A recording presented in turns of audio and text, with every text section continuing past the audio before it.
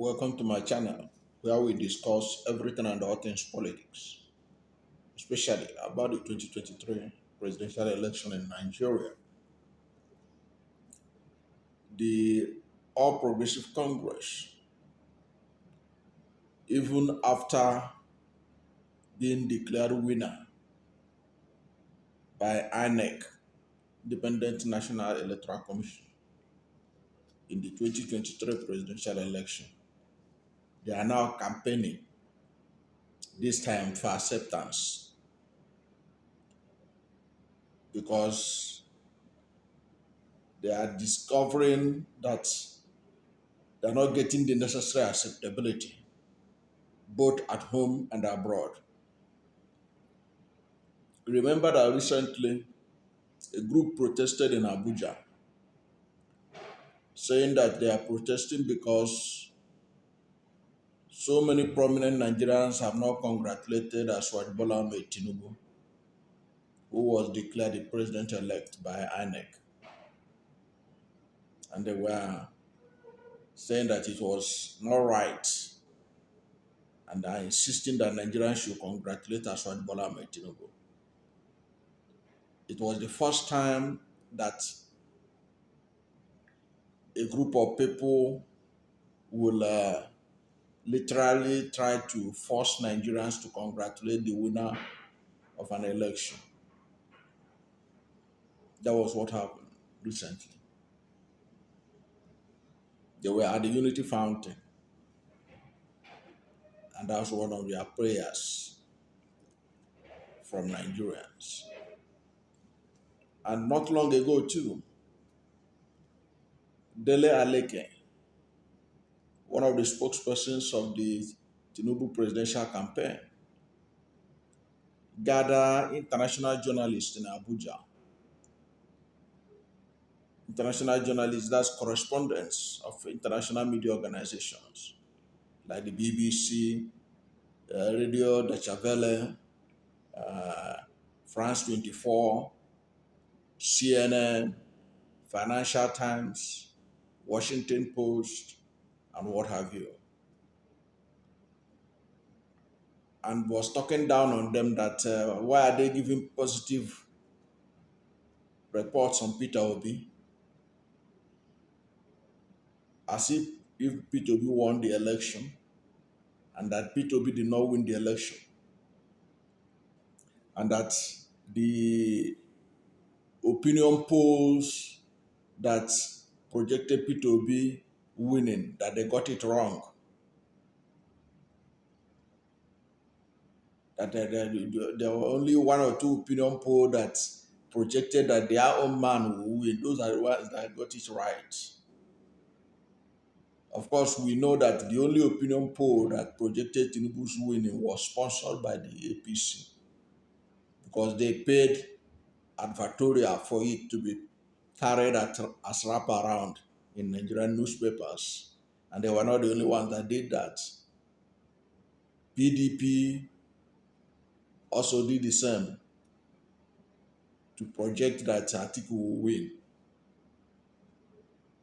In that meeting held by Dele Aleke with the foreign correspondents, he struggled to convince them that they won the election, and that the election was free and fair, and that it's unfair for them to be given the election negative reporting and then giving positive report to Peter Obi.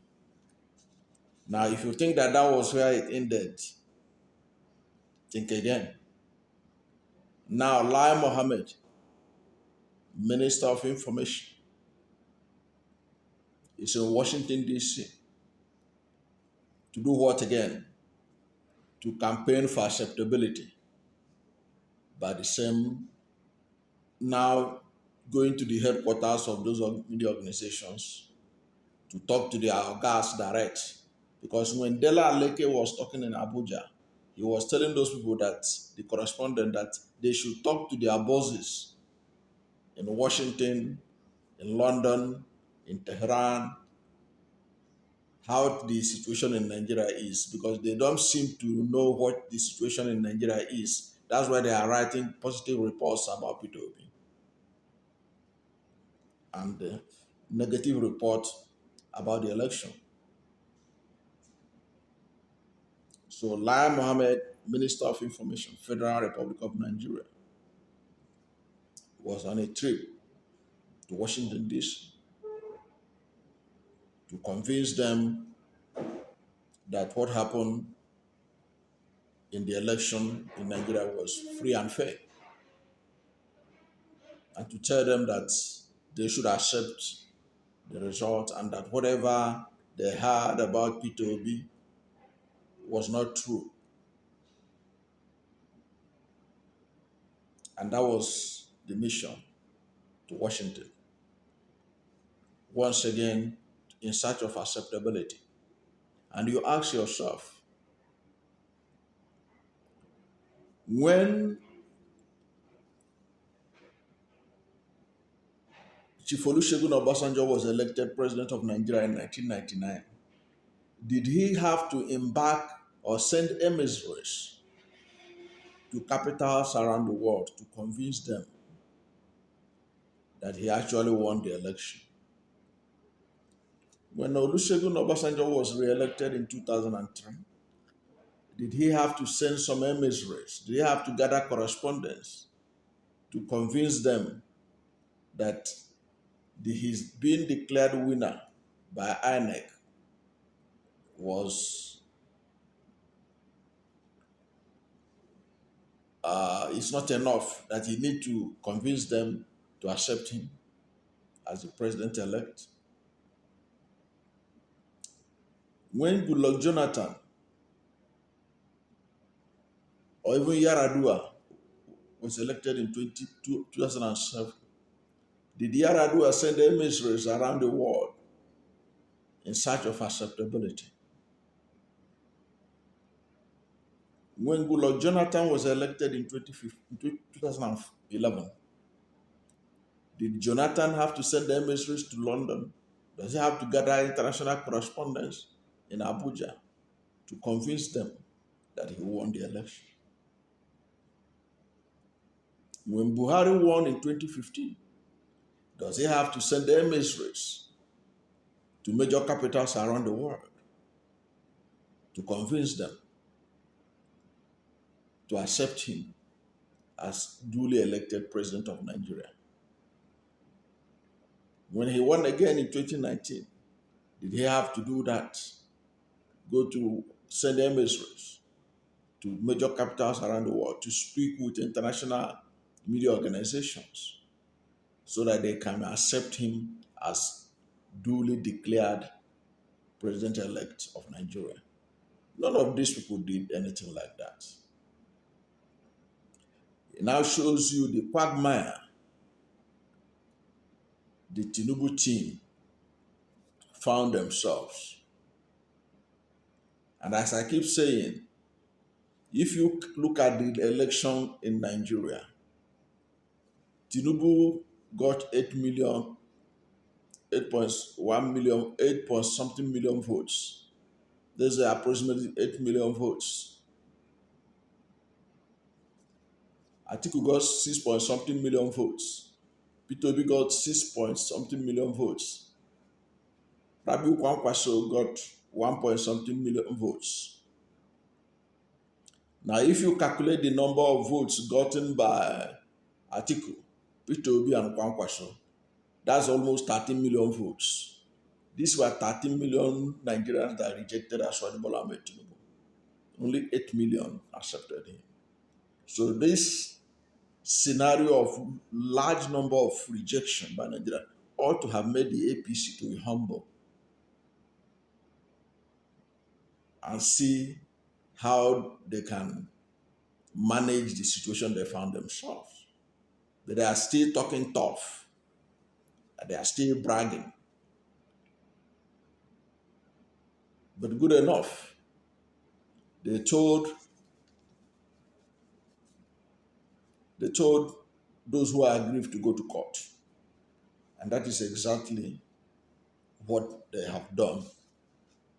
And Peter Obi, the presidential candidate of the Labour Party, has diligently gone to court. Atiku Abubakar has also done same.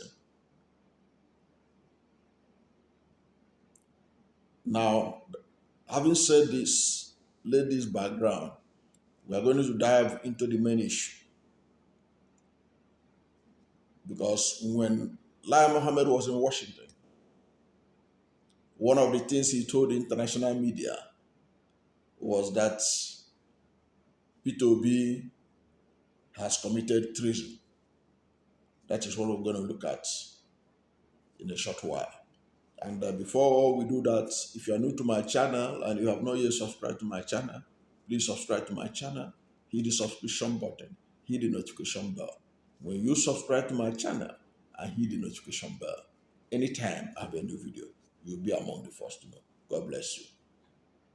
If you look at your screen, there's a report that this report you are seeing on your screen was a report based on All Progressive Congress when they were not in government. They threatened to form a parallel government if the election of 2015 was rigged. Yes, they threatened to form a parallel government, APC, if the election of 2015 was rigged. At the time they were making these threats, President Goodluck Jonathan was in charge of the country. PDP was in power. And that thing they said, to them, it was not a treasonable statement.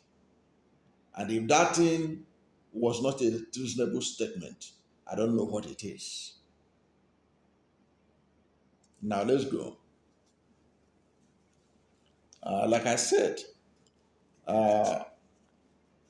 the federal government, speaking through Lai Mohammed in Washington, D.C., has admonished the presidential candidate of Labour Party, Mr. Peter Obi, not to incite people to violence over the outcome of the presidential election. Now this, to me, this is a blackmail. There has never been anywhere Peter Obi has ever incited any Nigerian since after the election.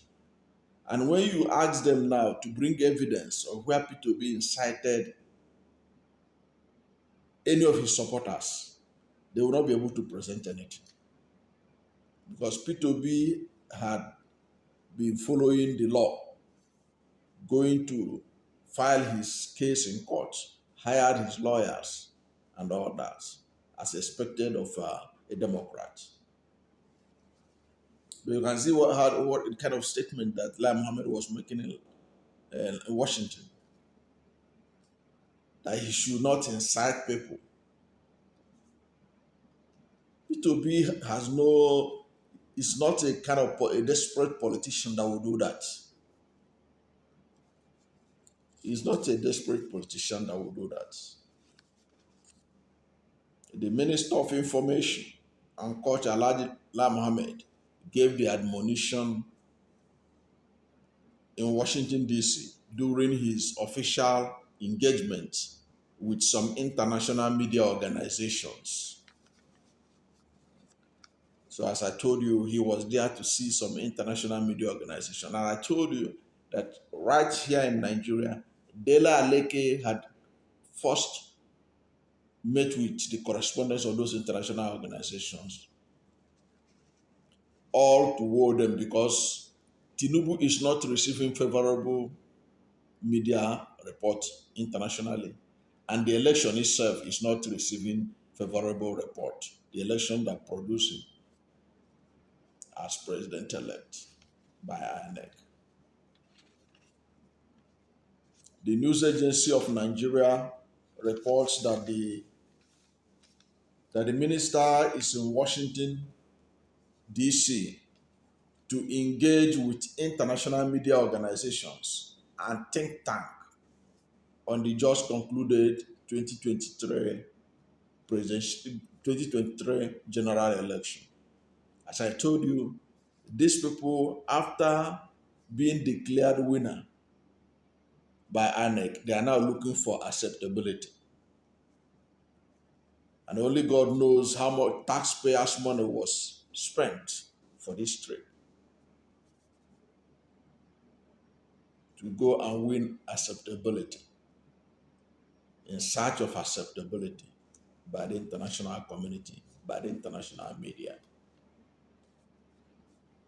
NAN also reports that the minister had so far engaged respectively with the Washington Post, Voice of America, Associated Press, and Foreign Policy magazine. During the respective interaction with the media organizations, the minister said it was wrong for Obi on one breath to seek redress in court over the outcome of the polls, and on another breath inciting people to violence. You see, these are the kind of lies they go about telling. The Peter Obi or anybody in Labour Party ever incited anyone to violence? Where did they incite people to violence? Is it not APC that was at the center of violence in Lagos election? Is it not APC that was at the center of violence in the election in Kano? Is it not APC that was telling people of a particular ethnic group in Lagos that they should not come out unless they're going to vote for APC? They are the ones that were inciting people for violence, because there were evidence of it. What happened at the governorship election and even the presidential election in Lagos. We saw how people were brutalized in Lagos during the presidential election in Lagos and the governorship election in Lagos. They were the ones that were inciting people using ethnicity, ethnic bigotry to incite violence. It was the APC. Peter Obi has never incited anyone. At least I have never heard anything close to incitement. But you can see with straight face, he was telling international media organizations, and they will be laughing at him. You know why? Because those media organizations, their headquarters in Washington, they have information too. Lai Mohammed does not have monopoly of information. Those people, they have the real information, and they have their correspondent here in Nigeria. So telling them that Peter Obi was inciting violence in Nigeria, they will just shake their head and say, this man thought that they are fools. They don't know what they are doing. Now continue, this is what he said. He said, Obi and his vice, Dati Ahmed, cannot be threatening Nigerians that if the president-elect Bola Tinubu of the APC is sworn in on May 29, it will be the end of democracy in Nigeria. This is treason. You cannot be inviting insurrection, and this is what they are doing. First of all, there is this statement by Lai Mohammed is not true. Peter Obi and Dati Ahmed are not threatening, have never threatened anybody. What Dati Ahmed said on Channels Television, for which the Channels Television has been unfairly fined, was that the president and CJN should follow the constitution, because he was hammering on the fact that Aswad Bola Ahmed Tinubu did not meet the requirement of getting 25% of the votes cast in the Federal Capital Territory, Abuja. That was the basis of his statement in that interview with channels, because he was basing it on Section 134, subsection 2B of the 1999 Constitution, which states that for a which states that in a presidential election which had more than two candidates, for anyone to be declared president, one, in A, the person must have highest number of votes, valid votes cast. B, must have 24, win 25% of votes cast in 24 states of the federation and the federal capital territory, Abuja. And that "and" means that from the interpretation of the Supreme Court in 2008, Yaradua versus Buhari, that "and" the Supreme Court has already interpreted it as being conjunctive. That even if you, after getting the 24 states of the federation, getting 25% in 24 states of the federation, you must also get 25% in Abuja. And that Mohammed, that Baba Ahmed, go and watch that video again, that interview again. You will see that he was hammering that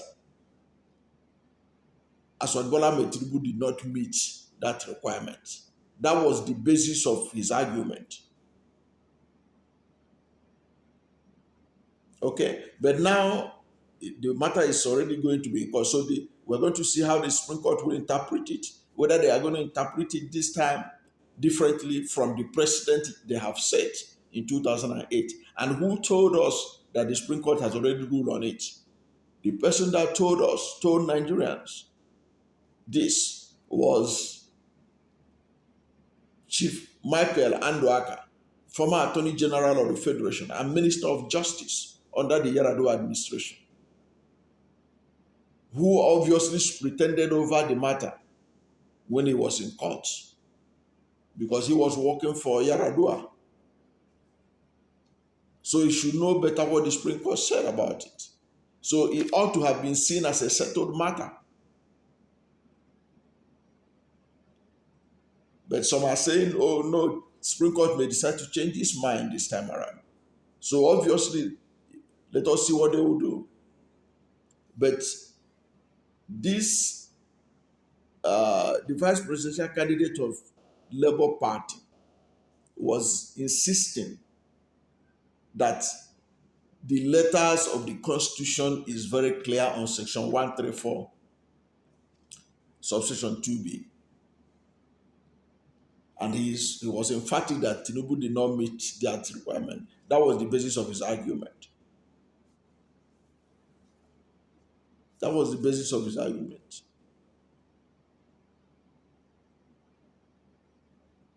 And he was also alleging that the election was rigged.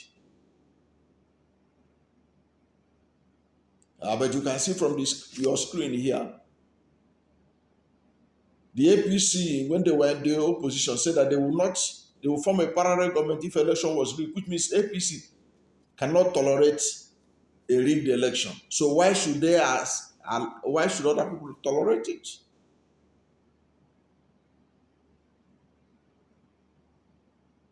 So it's been a double standard. That's what they're playing. But in any case, the matter is the election, whether it's rigged or not, will be settled in court. Last, it will be settled in the court. And obviously by the Supreme Court, because the matter, no matter how you look at it, that is where this matter is going to end up, in the Supreme Court.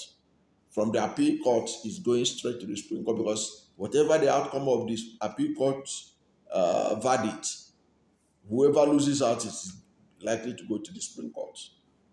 That's for sure. Then he went on to tell the international media organization, say Obi's statement is that of a desperate person. He is not the Democrat that he claimed to be. A Democrat should not believe in democracy only when he wins the election. No, that's not Peter Obi he's talking about. Peter Obi has never been a desperate politician. His track record shows that he is a person who believes in rule of law, who detests violence. When his election for governor, when he was elected governor of Anambra State and another person was declared winner, Peter Obi diligently spent 3 years in court until the Supreme Court declared him the winner of the election and installed him as the governor of Anambra State. That was after PDP had enjoyed stolen mandate for 3 years. 1 year on the governorship seat, they say that his tenure has finished. INEC conducted another election, and the PDP candidate, Andioba, won. Peter Obi did not bother disturb anybody. He went to court to reinterpret the tenure of a governor. And the court reinterpreted the tenure of a governor and said that the tenure of a governor starts from the day he was sworn in. That begins the start. It became the beginning of staggered election in Nigeria, which you now witness in Edo, in Ondo, in Oshun, and other places. The court returned. He was returned back to power to complete his tenure, 4 years. While as governor, he was impeached for saving money without authorization, among other allegations. Peter Obi quietly went to court, and court restored him back. That's not the character of a man who is desperate. Peter Obi is not desperate. Peter Obi is not desperate. The only desperation you see in Peter Obi is his desperation to see Nigeria work, to see a better Nigeria, because the country is losing out. The other parts of the world are making progress. Nigeria is losing out. So Peter Obi is desperate for a new Nigeria that works for all. The minister said, in challenging the election results, there was no pathway to victory for either Obi or Alhaji Atiku Abubakar, the presidential candidate of the PDP. So who told him that there is no pathway? Who told Lai Mohammed that there is no pathway? The pathway for Peter Obi's emergence as president had already been laid by Nigerians who voted overwhelmingly for him in the election. And when that real results are tabulated, Lai Mohammed will be shocked to see that his candidate will occupy the number 3 position. When the real votes are tabulated, when all the padded votes, allegedly, that was padded for APC, that APC was able, Aswad Bola Ahmed Tinubu was able to win Rivers State with his Muslim ticket. He won Benue State and so many other places that already the Labour Party is challenging, and they presented what they consider the true results of Benue and Rivers State, among others. So when those real results are shown to the judges and by forensic experts authenticating them, Lai Mohammed will be shocked that his candidate will drop to number 3 position. because all those alleged padded votes for him, both in Lagos and elsewhere, will drop his numbers drastically.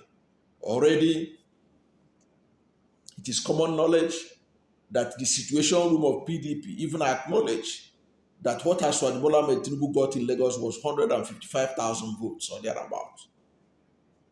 But in the results that INEC announced in Lagos, Aswad got almost over 500,000 votes.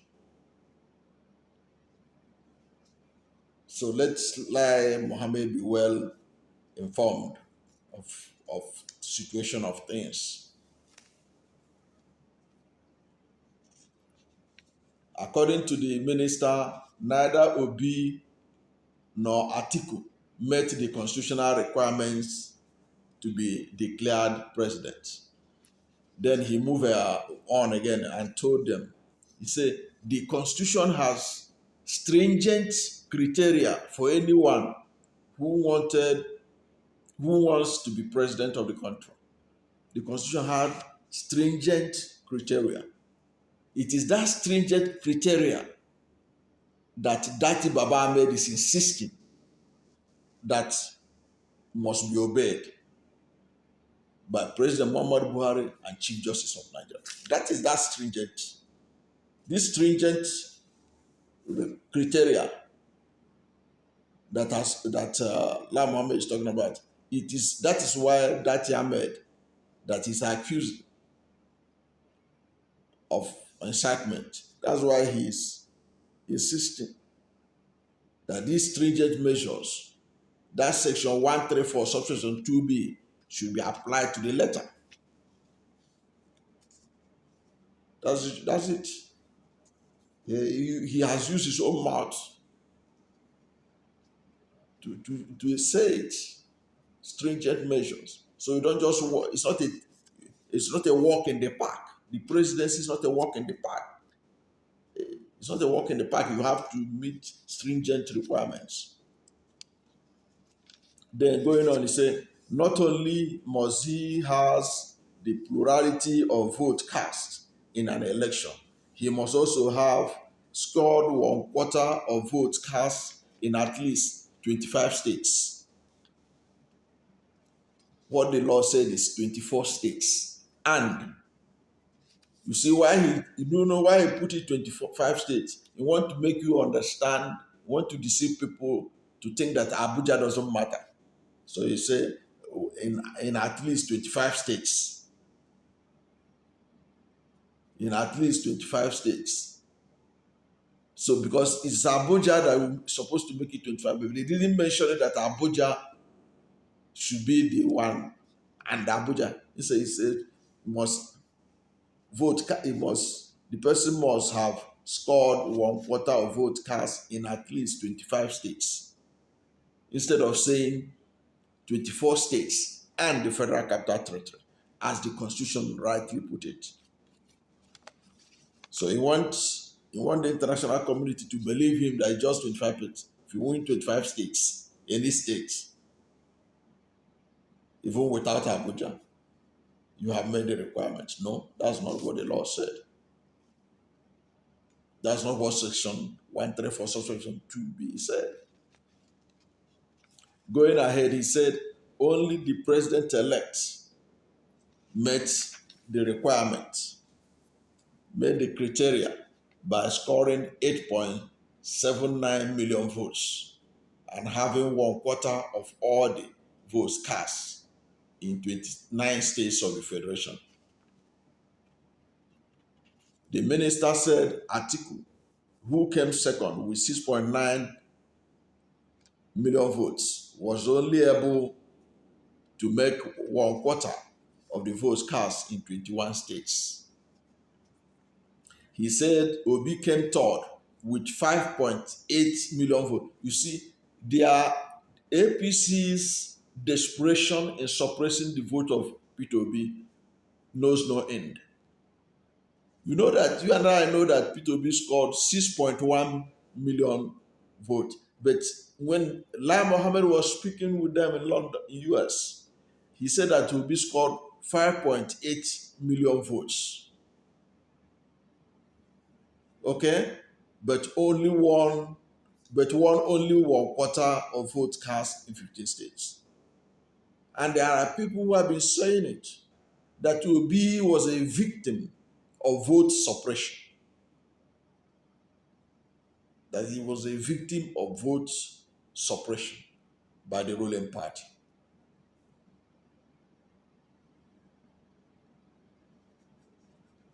Then continue, he said, you cannot win an election in a poll where you came to a distant third position and failed to meet the constitutional requirements. And he has forgotten that their party member, Hope Uzodinma, was in a fourth position. He was in a fourth position in Imo State, and he eventually emerged number one. But Peter Obi is not going to follow that route of Hope Uzodinma, because that his victory is one of the reasons why so many Nigerians have lost confidence in the judiciary. However, Peter Obi will be so clinical in presentation of his data because the rigging of the 2023 presidential election has been so glaring that if you go on social media and elsewhere, you will see people identifying the processes that they did it. And with Peter Obi having forensic experts who are going to look at all this data available, it will be easier to prove to Lai Mohammed that somebody who INEC put in a third position can eventually occupy his real position at number one when the votes are properly tabulated. It is not rocket science. It is not rocket science. It can be done. It can be done. When the proper data are calculated, and as when Bola Tinubu given his rightful vote, and Atiku Abubakar giving his rightful vote, and Peter Obi giving his rightful vote, that vote that made INEC to disable the beavers or make them not to work to be able to send the presidential election results, while they were able to send the National Assembly results, that vote will come to reality. And one good thing about technology is that the person who created it and those who understand it can use it to find a solution to the problem that mischief makers try to do using it. Because right now, it is obvious, as many have been alleging, that there have been manipulation of the beavers that made it not to work to send the presidential election result. Right now, there are many of the results that have been sent to the beavers, but it's been disputed because they are in conflict with what was obtained at the polling units. And the Electoral Act is very clear.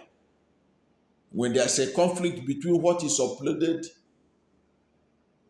at IRIF with what is obtainable at the polling units, what is obtainable at the polling unit takes precedent because already it has the signatures of the polling agents. That will be the authentic one. And I can tell you for free that the authentic ones will surface at the tribunal, and the will of the people will eventually prevail.